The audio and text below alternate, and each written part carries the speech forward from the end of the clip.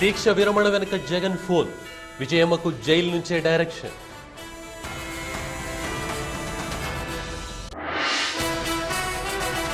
HPCL ట్రాజడీపై కార్మికుల fire, యాజమాన్యం నిర్లక్ష్యమే కారణమంటూ నిరసన.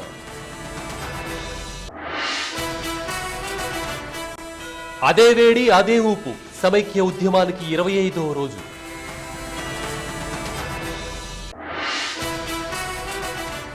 ఏజెన్సీల్లో పౌష్టికాహార లోపం, అనారోగ్యం బారిన గిరిజనులు.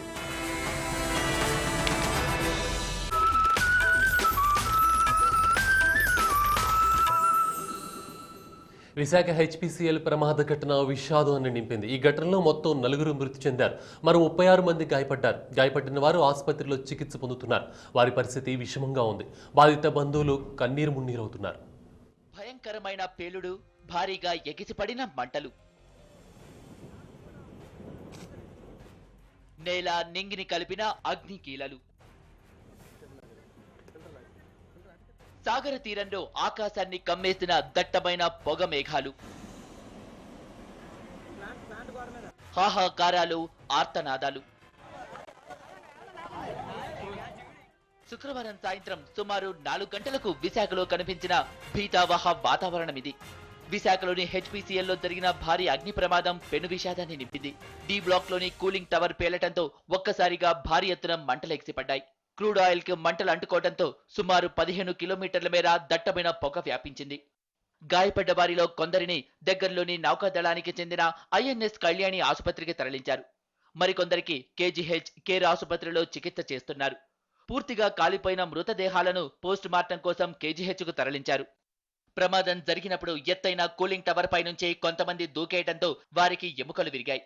90% కాలిన గాయాలతో 6 చావు బతుకుల మధ్య కొట్టుమిట్టాడుతున్నారు. 60% కాలిన గాయాలతో 25 మంది చికిత్స పొందుతున్నారు. వీళ్లందరి పరిస్థితి విషమంగానే ఉంది. మరోవైపు ఐఎన్ఎస్ కళ్యాణి, కేజీహెచ్ కేర్ ఆసుపత్రుల దగ్గర విషాద పరిస్థితులు నెలకొన్నాయి.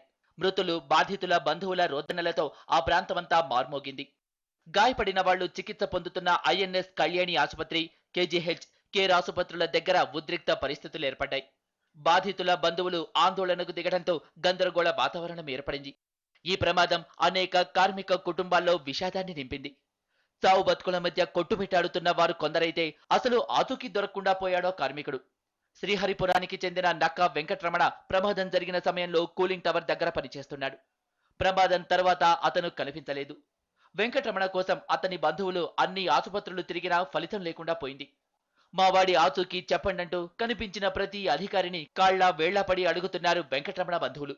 డ్యూటీకి వెళ్ళారండి, ఉదయం లేచి మరి కంపెనీకి వెళ్ళారు, కనిపించలేదండి. మరి కంపెనీలో ఉన్నారో హాస్పిటల్లో ఉన్నారో అన్ని ఎతుకుతున్నామండి, ఎక్కడ కనిపించట్లేదు. మరి బాబు ఎక్కడ ఉన్నాడో మాకు తెలియట్లేదండి. మరి ఏటి మాకు పరిస్థితి ఏంటి తెలియట్లేదండి. అగ్ని ప్రమాదంతో హెచ్పీసీఎల్ కి దగ్గరలోని శ్రీహరిపురం, గాజువాక ప్రాంతాల ప్రజలు ప్రాణ భయంతో పరుగులు తీశారు. ఏం జరుగుతుందో తెలియక బిక్కుబిక్కుమంటూ గడిపారు. సంఘటన స్థలంతో బీభత్స దృశ్యాలు అక్కడి వారిని కలిచివేశాయి. డాక్ యార్డ్ రహదారిని మూసేశారు అధికారులు. విశాఖ హెచ్పీసీఎల్ ప్రమాద ఘటన అందరినీ దిగ్భ్రాంతికి గురిచేసింది. ముఖ్యమంత్రి, ప్రతిపక్ష నేతలు, కేంద్ర రాష్ట్ర మంత్రులు ఘటనా స్థలాన్ని సందర్శించారు, బాధితులను పరామర్శించారు. మరోవైపు ఘటనపై విచారణకు ఆదేశించారు మంత్రి గంట. ఈ ప్రమాదానికి గల కారణాలు తెలియాల్సి ఉంది.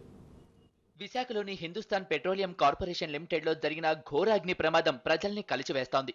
ఈ విషాదంపై తీవ్ర దిగ్భ్రాంతి వ్యక్తం చేశారు ముఖ్యమంత్రి కిరణ్ కుమార్ రెడ్డి. మృతుల కుటుంబాలకు సానుభూతి తెలిపారు. గాయపడిన వారికి మెరుగైన చికిత్స అందించాలని విశాఖ జిల్లా అధికారులను ఆదేశించారు. అన్ని రకాలుగా ఆదుకుంటామని బాధితుల కుటుంబాలకు భరోసా ఇచ్చారు. కేంద్ర మంత్రి పురంధేశ్వరి పెట్రోలియం శాఖ మంత్రితో మాట్లాడారు. ఇటువంటి ప్రమాదాలు జరగకుండా చర్యలు తీసుకోవాలని కోరారు. మరోవైపు విశాఖ జిల్లా ఉన్నతాధికారులకు ఫోన్ చేసి వైద్యం, సహాయ చర్యలకు ఆదేశించారు. ప్రతిపక్ష నాయకుడు చంద్రబాబు కూడా మృతుల కుటుంబాలకు సానుభూతి తెలిపారు. గాయపడ్డ వారికి మెరుగైన వైద్యం అందించాలని ప్రభుత్వాన్ని కోరారు.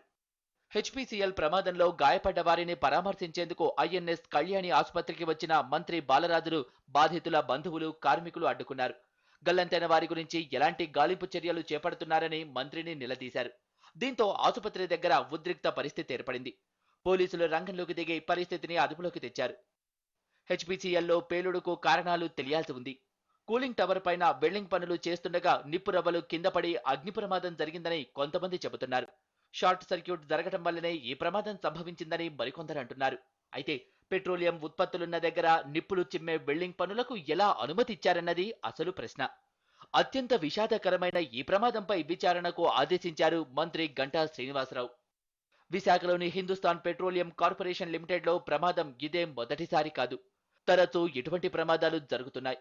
1997 సెప్టెంబర్ 14న జరిగిన భారీ అగ్ని ప్రమాదంలో 60 మంది చనిపోయారు. 3 నెలల క్రితం కూడా క్రూడ్ ఆయిల్ యూనిట్లో పేలుడు జరిగింది. అయితే ఈ ప్రమాదంలో ఎవరూ గాయపడలేదు. దీంతో తమకు పెను ప్రమాదం పొంచి ఉందని ఆందోళన చెందుతున్నారు కార్మికులు, స్థానికులు. హెచ్పీసీఎల్ ఘటనపై కార్మికులు భగ్గుమన్నారు. యాజమాన్యం నిర్లక్ష్యం కారణంగానే అగ్ని ప్రమాదం జరిగిందని వారు ఆరోపిస్తున్నారు. గేటు ముందు భారీ ఆందోళనకు దిగారు. దీంతో వారిని అడ్డుకునేందుకు పోలీసులు మోహరించారు.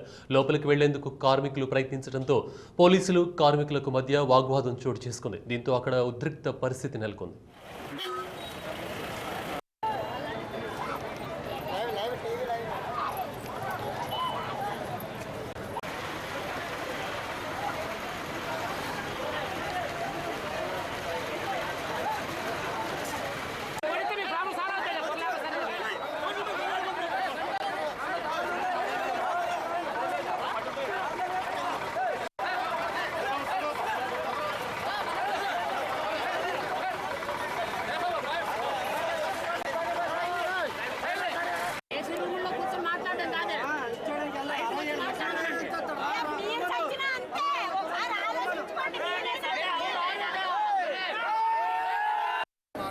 యాజమాన్యం నిర్లక్ష్యం స్పష్టంగా కనబడతా ఉంది.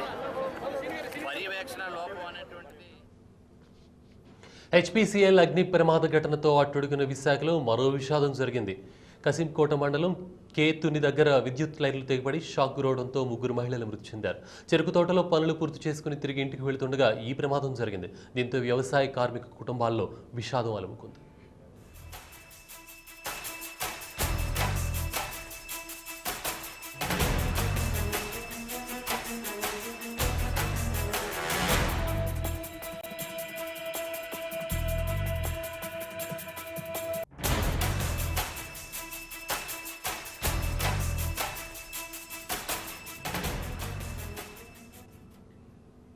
టీడీపీపై కాంగ్రెస్ ఎంపీలు ఆగ్రహం వ్యక్తం చేశారు. ఓవైపు రాష్ట్ర విభజనకు అనుకూలమంటూనే ఆ పార్టీ ఎంపీలు ఢిల్లీలో వ్యవహరిస్తున్న తీరును తప్పుపట్టారు. టీడీపీ అధ్యక్షుడు చంద్రబాబుది 2 కళ్ల సిద్ధాంతం కాదు, 2 నాలుకల సిద్ధాంతం అని ధ్వజమెత్తారు.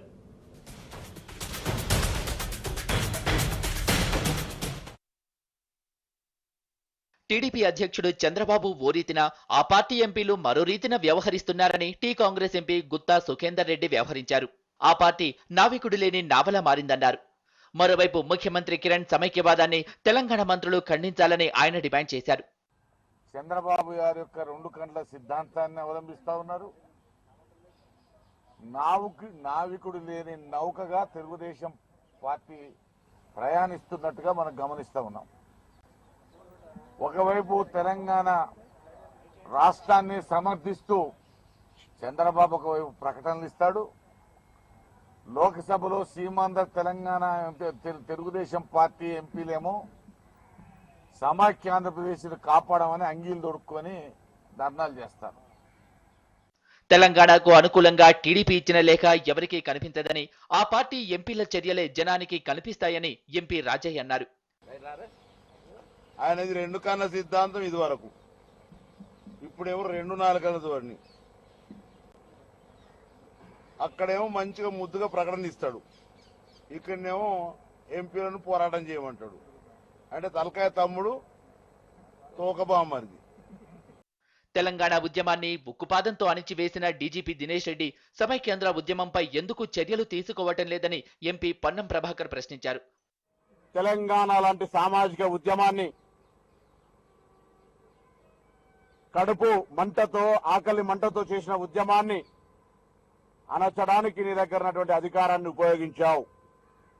ఈరోజు సీమాంధ్రలో ప్రభుత్వ ఆస్తులు దగ్ధం చేస్తా ఉన్నా, జాతీయ నాయకుల విగ్రహాలు కూలగొడతా ఉన్నా, రైల్వేలను ఆపుతా ఉన్నా, మొత్తం తిరుపతి లాంటి దేవస్థానాలకు సంబంధించి ప్రజలను పోకుండా చేస్తా ఉన్నా, సంగారెడ్డి ప్రజలు శ్రీశైలంకి పోతుంటే ఆపి వాపసు వెళ్ళగొట్టినా శాంతి భద్రతలు కాపాడడంలో ఏం చర్య తీసుకున్నామనే మాటను అడుగుతా ఉన్నాం.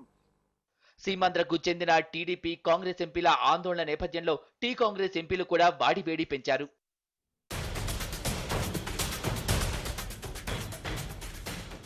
5 రోజులుగా దీక్ష చేస్తున్న వైఎస్ విజయలక్ష్మి దీక్షను విరమించారు. అర్ధరాత్రి ఆమె దీక్షను భగ్నం చేసిన పోలీసులు గుంటూరు ప్రభుత్వ ఆసుపత్రికి తరలించారు. అయితే ఆమె ఆసుపత్రిలోనే దీక్ష కొనసాగించారు. అనంతరం దీక్షను విరమించారు.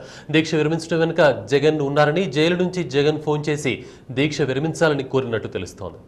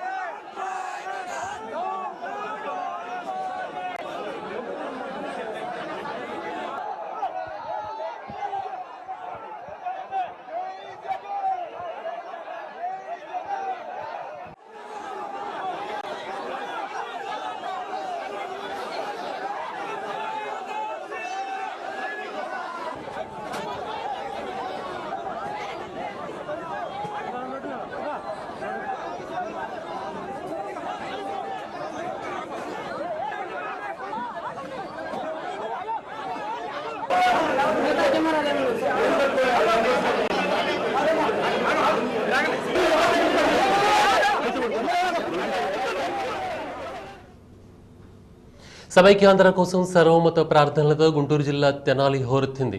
రాష్ట్రాన్ని సమైక్యంగా ఉంచాలంటూ వైకుంఠపురం దేవస్థానంలోని వెంకటేశ్వర స్వామిని వేడుకున్నారు విద్యార్థులు. సమైక్య నినాదాలు చేస్తూ కృష్ణానదిలో దీపాలు వదిలారు. చర్చిలో విద్యార్థులు ప్రత్యేక ప్రార్థనలు చేశారు. ముస్లింలు సమైక్యాంధ్రకు మద్దతుగా భారీ ర్యాలీ నిర్వహించారు.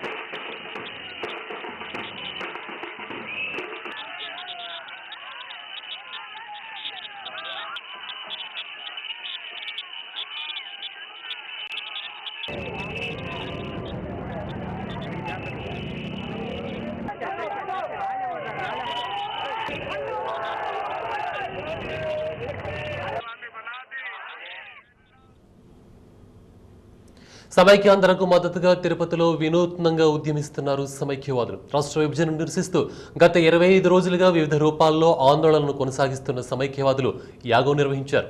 సమైక్యాంధ్ర పరిరక్షణ సమితి ఆధ్వర్యంలో రాష్ట్రాన్ని సమైక్యంగా ఉంచాలంటూ చండీ యాగం చేశారు.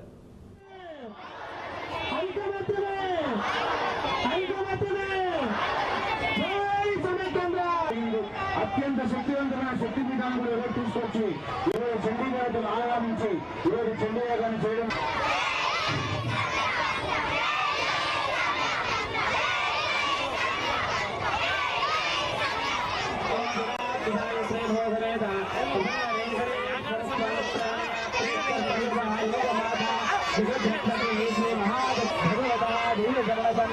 సమస్త రాష్ట్ర సేవా సమస్త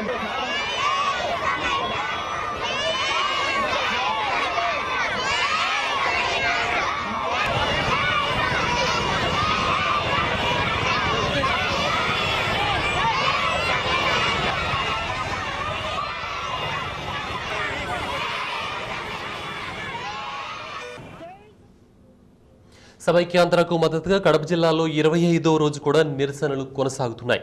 ఏపీ ఎన్జీఓల సమ్మె 12వ రోజుకు చేరుకుంది. ఆర్టీసీ బస్సులు డిపోలకే పరిమితమయ్యాయి. సమ్మెలో పాల్గొంటున్నారు ఉపాధ్యాయులు.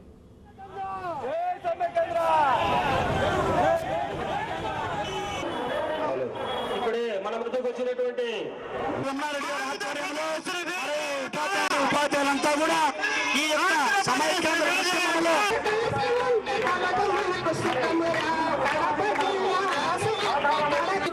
కేసీఆర్ కి రాయలసీమలకి తెలుగు తెలిస్తే మా దేహం ముక్కలైన దేశాన్ని ముక్కలు చేయాలి.